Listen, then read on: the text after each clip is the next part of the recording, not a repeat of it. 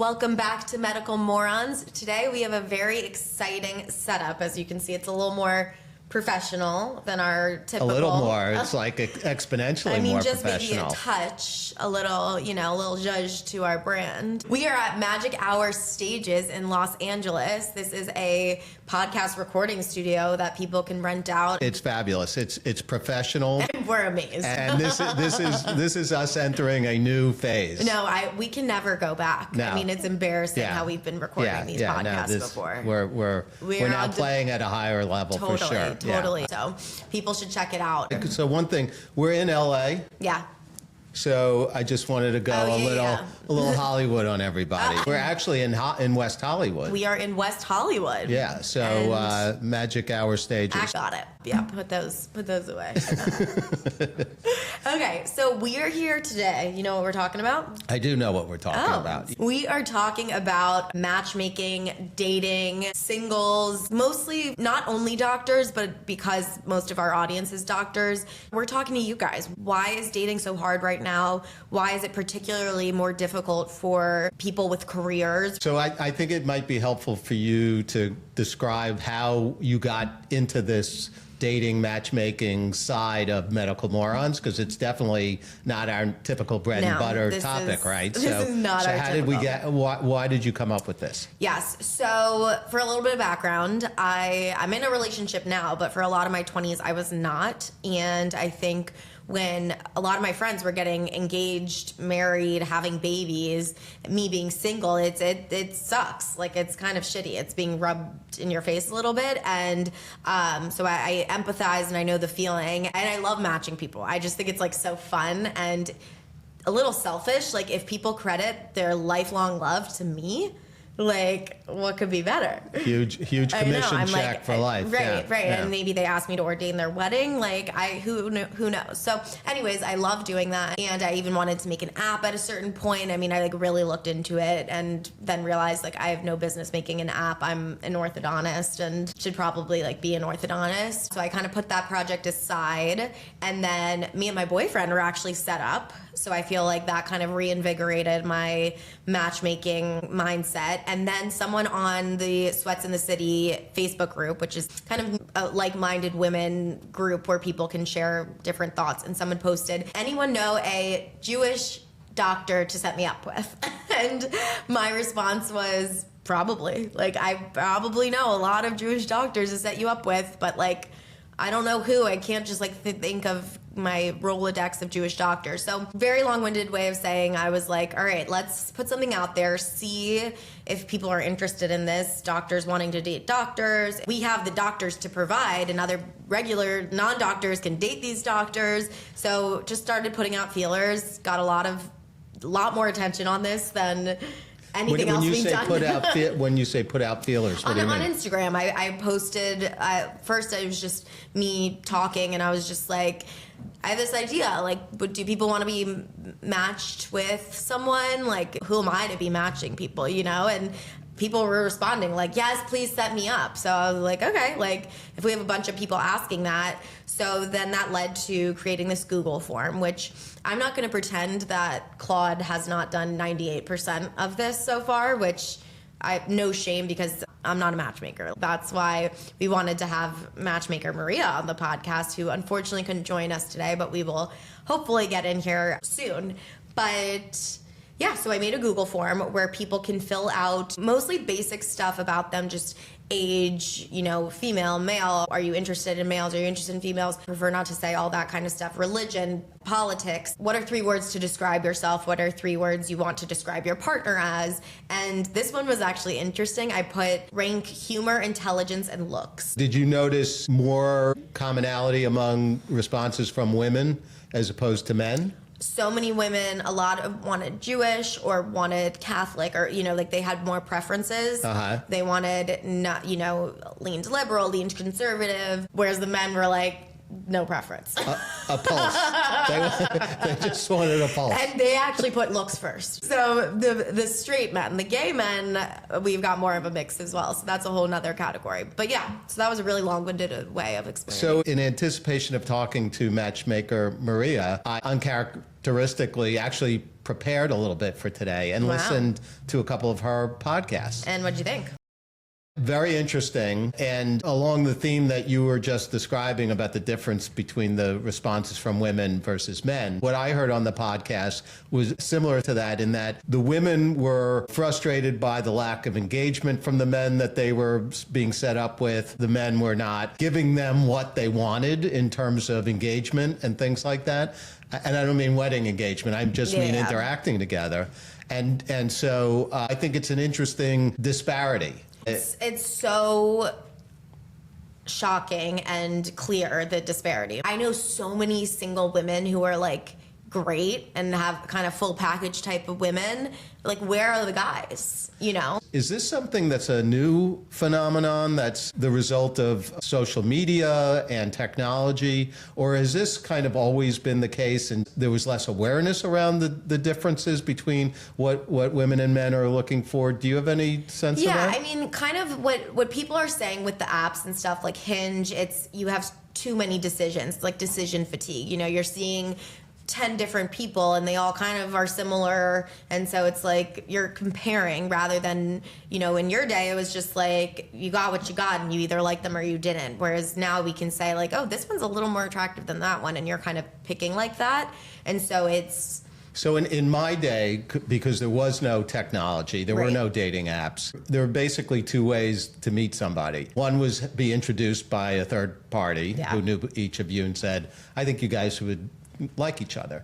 The other was to meet each other directly at school, in some kind of a group. in the wild.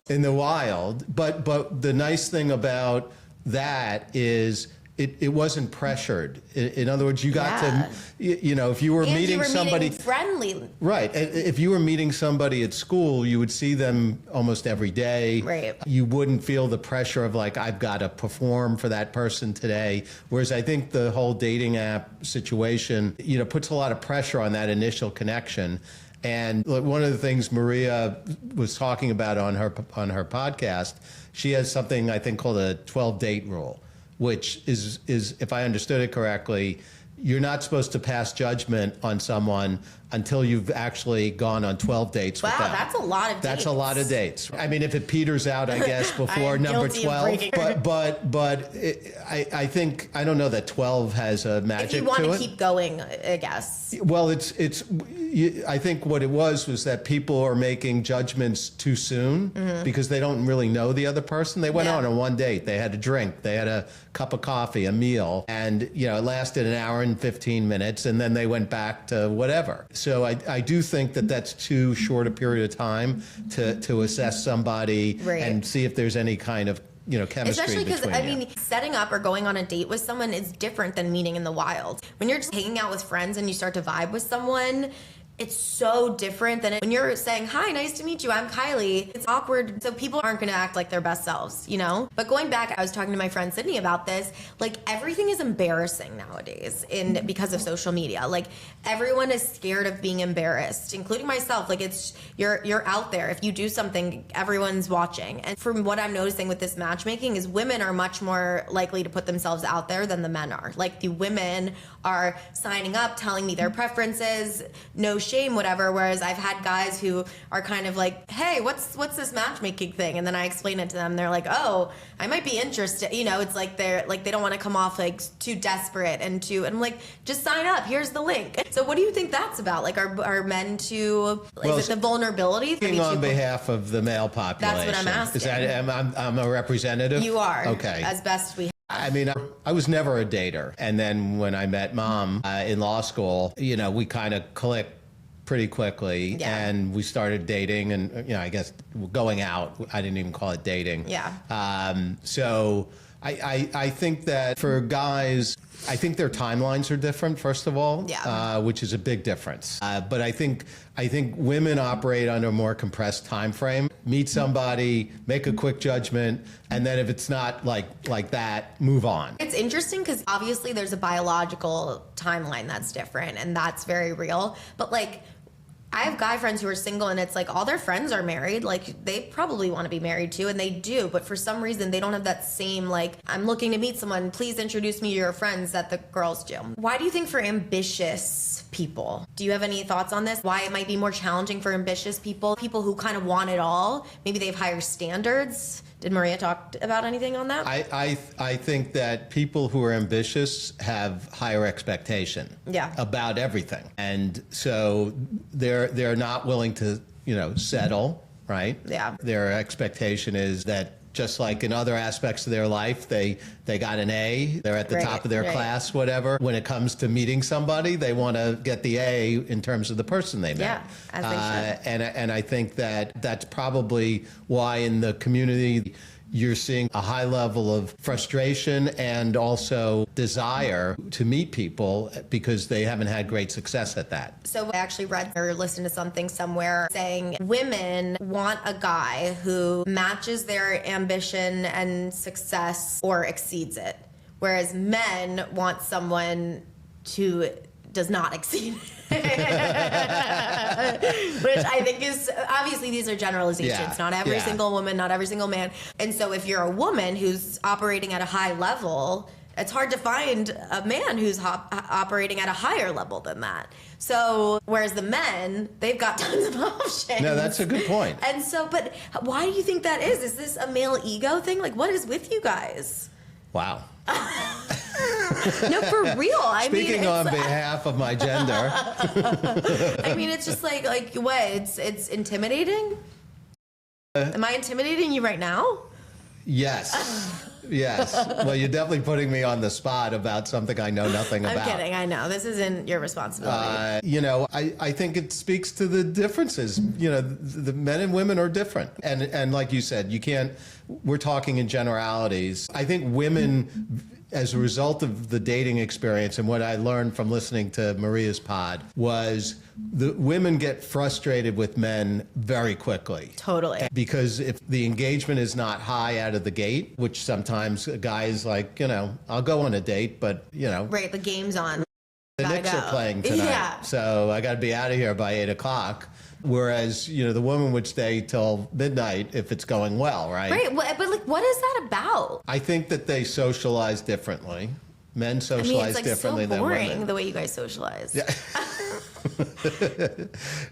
A lot of movies and TV shows mock men because they say you put 2 or 3 men together and he likes sports, you like sports. Right. He likes to play basketball, you like to play basketball. Go out to your tool shed and show him the new power drill you bought. And you guys will hit it off. And to a large extent, it's true. If someone showed you a power drill, I don't think that would I wouldn't know what to do with it.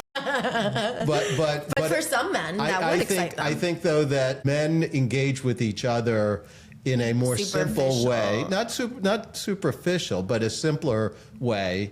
And women, it's like and that fills your cup. That's enough. It's like the famous story. The couple goes over to another couple's home. The guys go hang out together, the women hang out together, and then the couple leaves, and they're in the car driving home, and she says, "I can't believe that they're getting divorced." And he goes, "They're getting divorced?" Right, they have no idea. I have no idea. What did they talk about? Then it becomes like the question of what did you talk about? So talk about, to pivot a little, the video you posted and the reaction you got to it, because I think that's really interesting. On TikTok? On TikTok. I posted a video saying single gay men, doctors, or ones that want to date doctors, like, come to Medical Morons Matchmaking. We've got you. Where I have some hot single gay doctors who I want to give them some options. And like, where are you guys hiding? Like, come out wherever you are. And we have never been so popular. Like, how many hits have you got? Last I checked, 15,000. And how long has this been up? 12 hours. So in 12 hours, by putting a gay dating query out there, no pun intended, I guess. They'll like that. That was good, actually, I have to say. But you got in 12 hours, 15,000. And normally, I mean, we're very popular, obviously, but normally we get like 20. So that's not true. This was like a quantum leap from where we had been. But it just shows you like, and it comforts me with like AI and all these things that like human connection is really the main driver. Like we're trying to help people get rich through medicine. I would think people want to listen to that over and over and over again. No, people want to know how to find their partner. And which from a sociological perspective, not to get wonky about this, but it is very revealing, I think, about what people's priorities are today. And the fact that, we have what I think is pretty good content generally for emerging doctors and dentists, but overwhelmingly, your post about matchmaking drew the community out in numbers that we've never experienced before. So totally. It's obviously an unmet need. And so do you want to talk a little more about how you're following up on that? Yeah. So, well, first of all, I think the unmet need is kind of the key thing here. And it's consistent with a lot of our guests where they fell into a career because there was an unmet need. If there's a business idea, they didn't start with the solution. They found the problem and then they found the solution. You know what I mean? And so that's kind of, we're just letting this take us where it is. And now I'm invested. I so badly want people to find love through me. Dr. Kylie. Dr. Kylie. The Doctoring love. love. But I did want Matchmaker Maria because I'm not a matchmaker. I wanted to make it so clear, and I think people know this and they don't really care, frankly, because they're not expecting me to be a matchmaker. I want to facilitate connections. I'm not curating your soulmate. I don't know that, but what I am doing is putting like-minded people together who, with a couple filters to make sure that they don't have opposing viewpoints, and then I'm letting them kind of run with it. So I'm going to be hands off after that. Anyways, so have you had any connections that you've made between people so far? We're not there yet. So right now we're still collecting data, I'd say. We're in the collection phase. And I've been working very closely with Claude, and we have come up with a system for like these next steps. So the idea is once we kind of close off our dating pool of singles, I've had them fill out all these questions, and it's now in an Excel sheet where Claude has access to this Excel sheet and can actually go in and manipulate it if I ask it to, which thank God, because it's putting in formulas and stuff I have no idea how to do. Basically, I'm going to say, using these parameters, I'm going to give it all these things, and I'm going to give it examples. If someone says they only want someone liberal, you cannot match them with a conservative, and give them all these guidelines. And there's going to be some trial and error. Like I think sometimes they'll match someone and be like, no, this makes no sense. This person's in LA, this person's in New York, and I said no to this. So that system is based on the inputs you get from people saying, this is what I like. Yeah. Do you think people really know what they like? This is such a good question, because I was just talking to Julie about this, that types, people talk about, this is a very millennial Gen Z thing, is like your type on paper. And, a lot of people are, I want Jewish, I want a doctor, I want, it's like all these kinds of like check boxes. And I think for some, yes, and it's likely that they'll be interested in that, but almost everyone I know isn't married to their type. Well, that's kind of my point, is that those characteristics, religion, profession, they're kind of surface totally, type of and that's things. why I feel like we're serving the bare minimum of filters.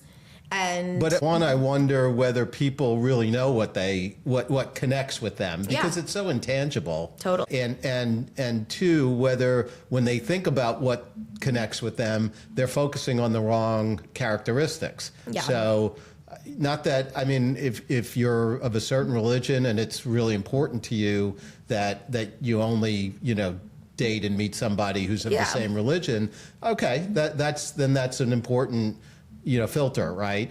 But to say that's one of my most important filters, I think is maybe misplaced.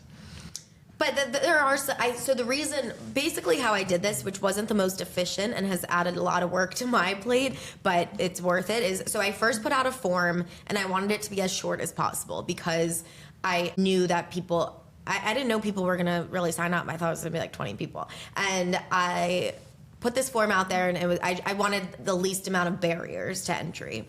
And so I didn't put a photo. I didn't put anything other than where you're located, into men, female, whatever. And then at the end, I put, do you have any deal breakers, non-negotiables? And people did. And so then I was like, okay, well, I need to know this because I really don't want to set someone up, you know, who hates this other person and then they like start to kill each other, you know? But it's like you think about, you know, famously, Jane Fonda and Ted Turner, who, you know, he was kind of a, you know, swashbuckling guy from the South. You know, she was an ultra progressive Hollywood actress, you know, criticized during the Vietnam War as being anti-America, things Right. like that. And yet they had a phenomenal connection and chemistry. Jane Fonda said something to the effect that he was the greatest relationship in my life. Wow. And he was my soulmate and all that. Yet they were, you know, probably if they had each filled out the form, Wouldn't be they matched never up. would have gotten matched up. So how do you bridge that? But because I'm not saying that a liberal needs to be with a liberal. But Jane Fonda wasn't closed-minded enough to say, I'm no way, I'm not interested in that. I think they were introduced by somebody, a third party, and I think that they had a chemistry immediately that they both saw. Yeah. And so, but that's kind of my point, is that it's an intangible feel. I think there is an intangible. That you know, can algorithms, you know, effectively suss that out. So that's why I didn't want to have too many filters. So the non-negotiables led us to the form 2. Okay, so we had form 1. A lot of people filled it out, but then I was like, we need some photos. People want to know, and that's pretty obvious. So we need a photo, and the politics was a big thing. A lot of people were like, don't you dare set me up with a Trump lover, or, you know, just like things like that. So it was a little demanding. So that was like one thing that I was like, okay, we need to at least, and so on the form it says, do you lean conservative, lean liberal? Are you very liberal or very conservative? You know, just to gauge. And I would say Jane Fonda, if she were to fill out the form, which we could send it to her, we have some of your generation, not that you and Jane Fonda are in the same generation. She's like 88 or something. She is, but she looks like she's in looks your good. generation. Yeah. But we had all ages, is my point. But what I'm saying is we really did the bare minimum for that reason. Like, I just want to connect people, and again, then I'm hands off. I'm not like, okay, this is your job, and I'm not mad scientist over here. I'm just facilitating connections. There's a famous story about relationships and people involving someone named Art Buchwald, who used to be a columnist for the Washington Post. Very famous during the Kennedy and Johnson administration. So this is going back to the early and mid 1960s. And when he was in his, I think, mid 70s, he divorced his wife of like 40 years. And so a friend said to him, you know, you've been married 40 years. Like, you know, why at this point in life would you stop? You know, would you want to make such a drastic change in your life and be so disruptive in your family? And his response was, she stopped laughing at my jokes. And I think that I've always thought that was, there's a lot in that You would certainly not do well with that. Well, I'm very funny, so it's kind of hard to imagine that would happen. In what world? Right. Okay, so wait, this brings us to an important question. You've had a very successful marriage. Yes, I have. What do you find as someone who's kind of been through it, like what the keys to a successful relationship are? I don't think that there is one common thread. I think in our relationship, Karen and me, it's sense of humor is really the common bond. Yeah. And shared values. I mean, she's probably more progressive than I am. She's also a nicer person than I am. But, you know, in terms of raising you and Ryan, our children, in terms of how we interact in the community, I think in terms of just how we are as people, we have a lot of kind of commonality, and we sort of realized it early when we met. So here's my question. How much of that do you think was how you guys were built up until 24 or whatever when you met? And how much of that do you think you learned from each other and you kind of grew in parallel. Well, so on June 7th, we'll be married 40 years. Woo! Yeah, that's all. Yeah. Holy crap. Yeah. And if she's still laughing at your jokes, you She's can tell. still laughing at my jokes. I think that when you're in a long-term relationship like that, you kind of merge and, you lose a little bit of your individual identity and become this kind of third force, Yeah. So I think that's a big part of it. I mean, 40 years is a long time. People have ups and downs. Personally, in the relationship, all sorts of things. So I'm not saying it's always like smooth sailing, but like I said, I think if you have some of the core foundational aspects of a relationship, those stay and they're always there. Okay, I have another. This is now, I didn't know, by the way, this show is going to turn out to be an interview of me about my relationship. This is like, I know. I got to go back and prepare.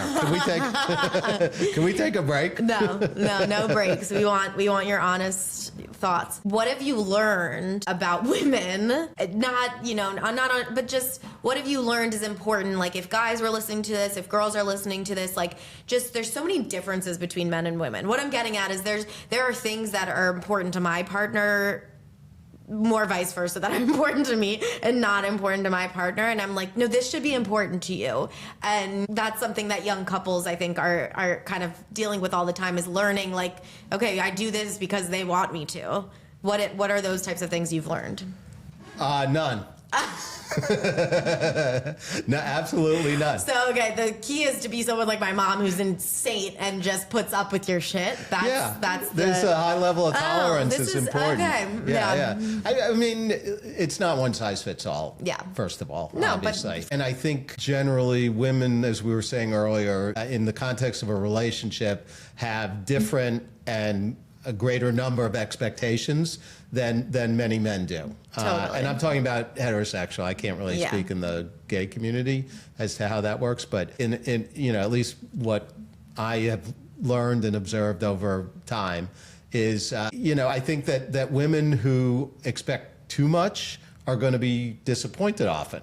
So I think from that side of the equation, moderating the expectation is probably a good idea. They want presents, they want adoration, they want, like, is there everything? Everything. You were like, nothing. Behavior, engagement, attentiveness, Totally, thoughtfulness, sensitivity. Right. It's all about managing your expectations. Watch the Hallmark Channel movie, all that kind of stuff. You could do that more often. Never. But my point is like if that's where you're kind of coming in, and your partner is somebody who wants to watch the Knicks in Game 2, which, by the way, I do, Yeah. and I will, you're just going to have a disconnect then. Yeah. So I think that moderating those expectations on that side of the equation, and then obviously from the guy's standpoint, I mean, being more enlightened, being more attuned to what your partner is looking for.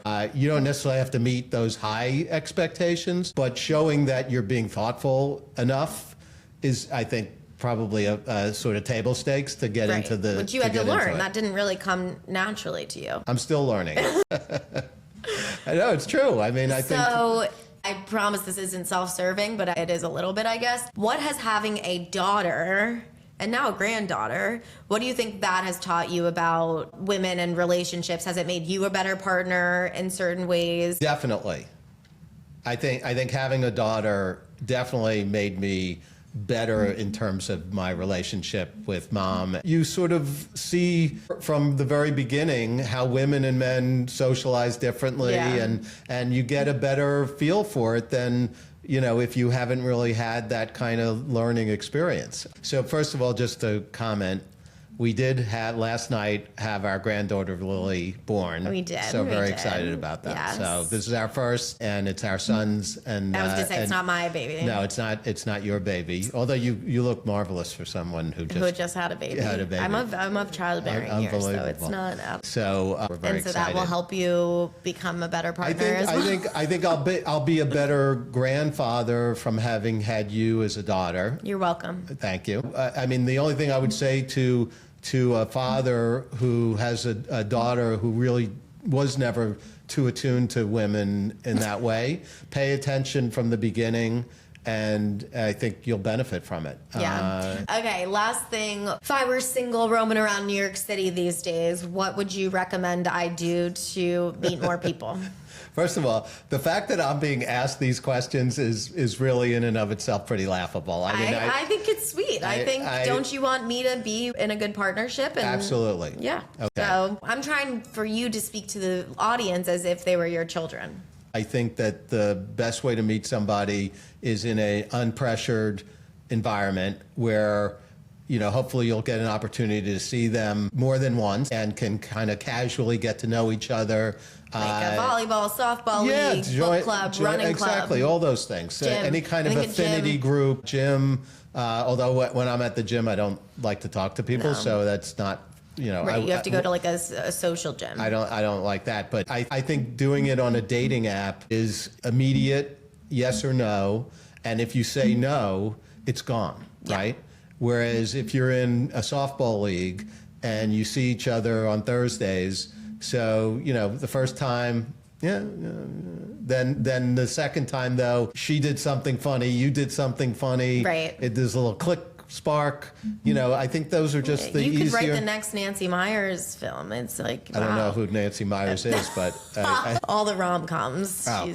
I think that, you know, and this could be a whole nother conversation with Matchmaker Maria, but By the way, I just want to say to the audience, please don't contact me about any of these things. You're I do not want no any one can follow-up. contact you. I am not available. You know right? what? Contact you. No, people want to hear from you, so I'm going to give your personal phone number and email.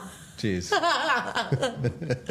No, but I think there's a big fear of rejection right now, and I think a lot of people are scared to put themselves out there, and what if they don't respond, or what if I have to tell my friends that this guy never answered me or ghosted me, things like that.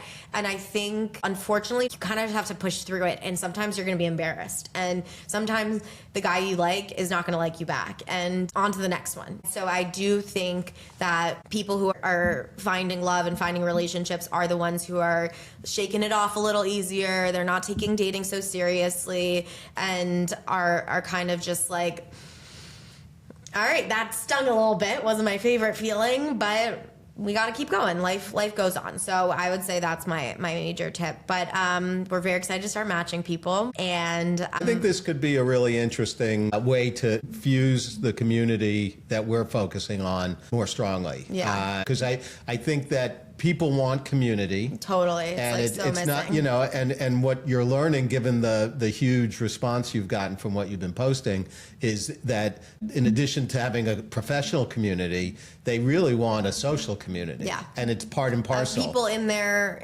situation. Right. Shared community. Or who get their situation. Yeah. Right. Totally. So listen, this is not what I was expecting today, but it was fun. I loved it. So I just want to do one more shout out. Please. Magic Hour Stages. This place is amazing. Amazing. Uncle Adam Siegel is our leader Uncle here. Adam is everyone will call him Uncle Adam. But this studio is so easy to use. You know, we didn't do anything. Well, we're complete novices, Yeah. and we just sat down here, Yeah. plugged in, and Adam and his team really kind of took care of us. No, So this was unreal. All right, go ahead and sign up for Matchmaking if you haven't already. Have a great day. Thanks for listening. We off? Done. Woo!